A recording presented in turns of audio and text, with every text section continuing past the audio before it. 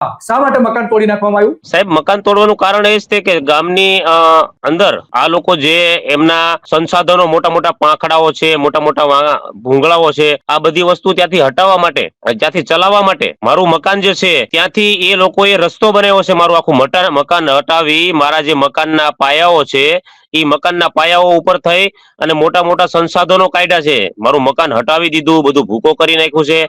ત્યારબાદ રાત્રિ દરમિયાન સાહેબ આ આખું જે મકાન છે એને તોડી પાડી અને મોટા મોટા જીસીબીઓ સાથે, એની ફોર વ્હીલો સાથે આવે છે અને તેના તમામ સીસીટીવી ફૂટેજો પણ મેં પોલીસ બેડામાં આપેલા છે અને સાથે રહીને આખી તપાસ કરેલી છે વ્યાસ સાહેબને સાથે રાખીને.